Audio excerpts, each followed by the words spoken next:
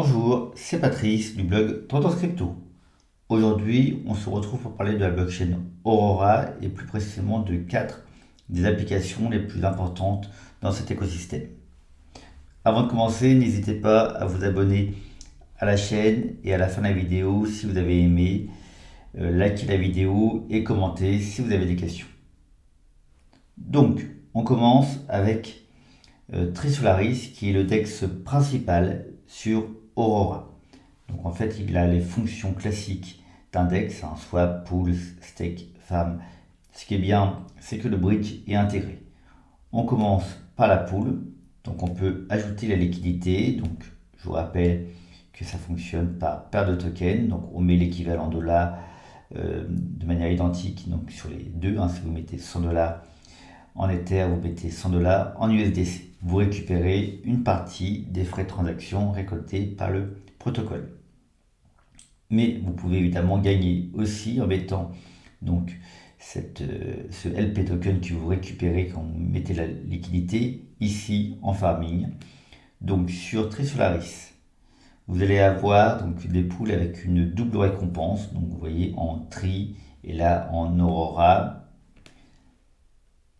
ici en Tri et en IR, etc.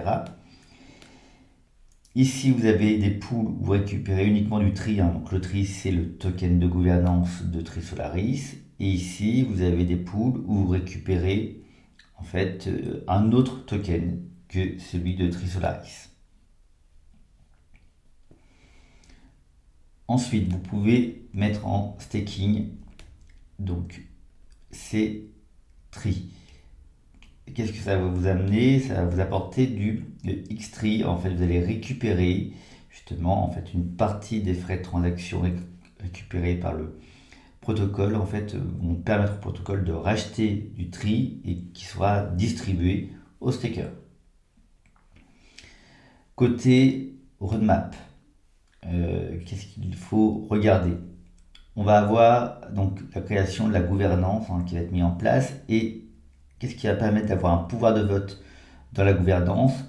C'est justement l'apparition des VX-Tree. Les V-tokens sont de plus en plus utilisés dans les protocoles. Ça consiste à locker ces Tree ou ces X-Tree pour avoir un pouvoir de vote. Donc on les lock pendant une période plus ou moins longue. Et enfin, ce qu'il faut retenir, c'est qu'on va avoir l'apparition d'un stable swap qui va permettre justement au protocole d'avoir d'autres sources de revenus. Côté tokenomics, donc le protocole est assez jeune, donc tous les tokens ne sont pas encore libérés. Comme vous pouvez le voir, en fait sur les 500 millions, il n'y a même pas un cinquième de libéré pour l'instant. On a simplement le début de la libération des tokens, de l'équipe, du marketing et des investisseurs. Donc évidemment, il faut s'attendre à ce que le prix chute dans les prochaines années. La libération complète, ça sera fin 2024.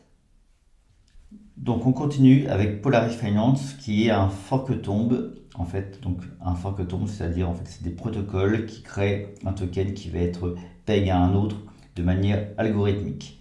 Donc là, on a le Polar qui est peg au NIR et on a toujours dans les fork-tombs un autre token, le token de gouvernance, le S-Polar. Ce qui caractérise les deux tokens, c'est que globalement le token PEG, il n'a pas nécessairement de suppli limité, mais le token de gouvernance a toujours une suppli limitée quant à lui. Donc, en fait, alors, ce protocole a une histoire assez étrange, puisque, je vais vous l'expliquer, en fait, il a failli disparaître assez vite. Alors, pourquoi un fork-tomb disparaît? En général, quand le token PEG perd son PEG et qu'il tombe près de zéro. Donc, au niveau des mécanismes, on a ici des LP. Donc, vous pouvez mettre en LP, donc, par exemple, Polar NIR. Donc, normalement, il ne doit pas y avoir une impermanent loss puisque le Polar, normalement, est PEG au NIR. Et vous allez récupérer du S-Polar, le token de gouvernance. Le S-Polar, vous allez pouvoir le mettre ici. Donc c'est ce qu'on appelle dans les fork-tombs la boardroom. Donc vous allez pouvoir staker vos S-Polar pour gagner du Polar et donc ainsi faire une boucle. Qu'est-ce qui se passe si le polar perd son peg? En fait, ici, la boardroom s'arrête, donc ça n'imprime plus, ça ne crée plus de polar. Mais par contre, ce qui vient s'activer, c'est le bond. Le bond, ça vous permet d'acheter du polar à prix réduit. Mais évidemment, vous ne récupérez pas vos polars tout de suite. En fait, il y a un temps avant le moment où vous récupérez vos polars. Le bond, en fait, va créer une pression acheteuse qui va permettre normalement de faire remonter le token PEG vers effectivement le prix de l'autre token. Donc, par exemple, ici NIR. Alors en fait, je vous ai dit que justement c'est une histoire assez étrange. Pourquoi? Parce que en fait, alors que le polar avait perdu son PEG, il y a eu deux mécanismes qui ont joué. À la fois, il y a une communauté alors, qui est assez réduite. Je pense le Discord, il y a à peu près 1600 personnes, mais finalement très soudée. Et l'équipe est très dynamique. Et qu'est-ce qui s'est passé? Eh bien, à la fois, donc, la communauté a joué le jeu du bond, donc a acheté du bond, donc ça a fait remonter le polar vers son PEG. Et en plus, l'équipe a créé d'autres tokens PEG, donc le lunar PEG au Luna, le tripolar PEG au X3, avec le même token de gouvernance, le S-Polar, et donc ça a redynamisé le protocole. Ça a redynamisé le protocole, donc le Polar a retrouvé son PEG, et puis les deux autres gardent leur PEG.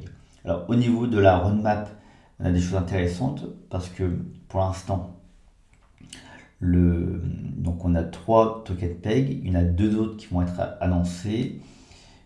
Un token PEG à l'Aurora, on le voit, il est déjà annoncé sur le site, hein, voilà, Loris. Et puis on va avoir un token PEG à l'Ether dans quelques temps. Aussi. Toujours au niveau de la roadmap, on a un processus de gamification qui va être mis en place et aussi des NFT. Hein. L'équipe étant très dynamique, je pense effectivement que le protocole va évoluer et donc ça va être intéressant de le suivre. Attention, un fork-tomb, c'est toujours un protocole risqué hein, dans la finance décentralisée, hein, parce que si ça perd son PEG, en gros tout peut s'écrouler assez vite. Donc si vous investissez là-dessus, hein, suivez bien ce protocole, allez sur le Discord pour vraiment pouvoir communiquer avec le reste de la communauté et l'équipe. Donc voilà, on n'est pas du tout hein, comme dans Index où là effectivement les rendements sont plus classiques.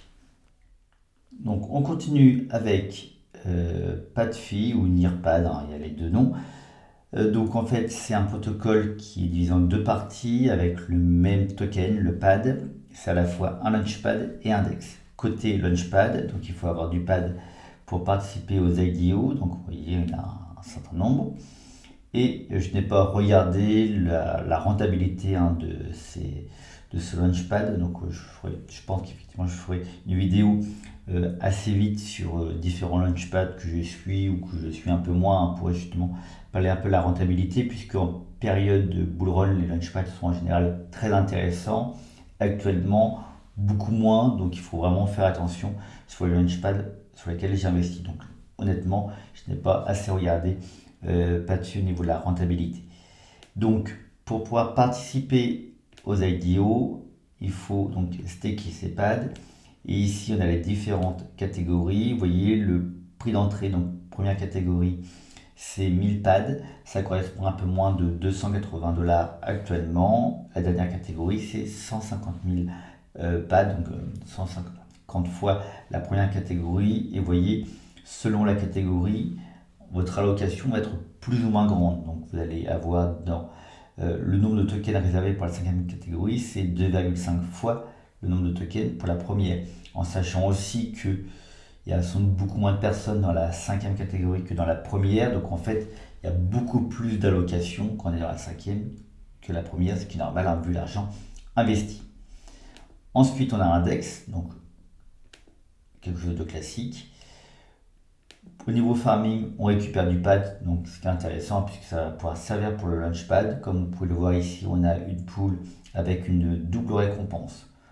Et on peut staker ensuite ces pads pour avoir de l'iPad, ce qui va permettre donc de maximiser son rendement en farming. Donc il y a 6,37% justement d'APR sur lesquels on récupère directement du pad, mais en plus, on va maximiser son rendement en farming grâce à ça. Donc ça peut être intéressant. On finit avec Bastion Protocol, donc qui est un protocole de lending le plus important sur Aurora avec Origami. Donc en fait, comme vous pouvez le voir, il y a 1,1 milliard de dollars déjà loqués sur le protocole alors qu'il est assez jeune. Donc on commence, donc la première page, c'est la page lending. Donc comme vous pouvez le voir, vous pouvez emprunter un certain nombre de tokens en mettant d'autres tokens en collatéral. Comme vous pouvez constater, on a deux, donc sur USDC et USDT, on a un taux d'emprunt négatif, donc on vous donne de l'argent si vous, justement, si vous empruntez ces deux tokens. Ensuite, je reviens sur lending.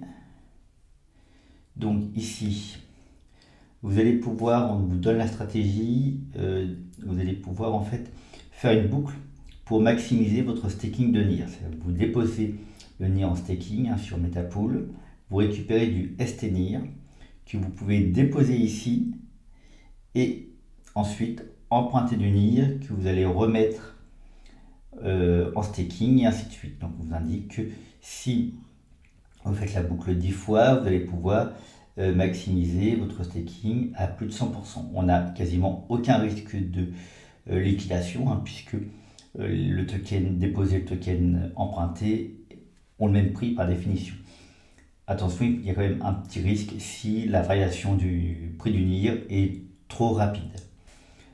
Pour les autres tokens, attention quand vous, si par exemple vous déposez du NIR pour emprunter du stable, il y a là un risque de liquidation évidemment parce que si le prix du NIR descend, votre collatéral justement a moins de valeur et donc s'il n'a pas assez de valeur pour collatéraliser votre emprunt, là vous êtes liquidé. Ensuite, toujours sur lending, donc on a une partie de lending sur les tokens de l'écosystème, donc c'est encore assez réduit. C'est un écosystème assez nouveau depuis simplement donc novembre, donc en gros 6-7 mois d'existence. Par contre, ce qu'on voit, c'est que le TRI il a aussi une importance ici. On le retrouve sur Polaris Finance, puisqu'on a le Tripolar qui est le token PEG au TRI, et il apparaît ici. Donc, comme vous pouvez le voir, le TRI va pouvoir servir dans un certain nombre de protocoles. Donc, ça, c'est intéressant. Le taux d'emprunt là est beaucoup plus élevé que le taux de dépôt. Et enfin, donc, on a une fonction swap de stable, d'accord, donc de l'USDT en USDC. Qui dit swap dans un protocole décentralisé dit qu'on peut mettre justement de la liquidité dans une pool. Et enfin, donc, alors lock drop, je ne m'en occupe pas parce qu'en fait c'est déjà fini. Vous voyez, il y a un onglet ici. En fait, c'est un mécanisme qui est souvent utilisé dans les nouveaux protocoles. En fait, qui consiste à déposer des tokens, par exemple le NIR, du stable, pendant une période assez longue. Et en échange, le protocole vous donne justement leur token de gouvernance. Donc là, le lock drop est passé. Par contre, donc là, il y a du staking. Donc vous pouvez déposer vos BSTN, le Bastion, et en échange, vous allez pouvoir booster votre lending. Vous voyez ici, boost, ça, vous pouvez booster votre lending grâce justement au staking. Vous allez aussi récupérer donc du NIR. Donc il y a une partie Bastion et une partie NIR dans justement le rendement. Vesting et gouvernance, ce n'est pas encore mis en place. Comme je vous l'ai dit, c'est un protocole assez récent, donc les mécanismes vont peu à peu se développer.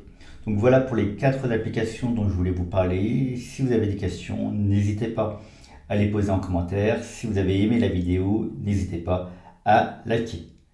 Merci. Merci. Au revoir.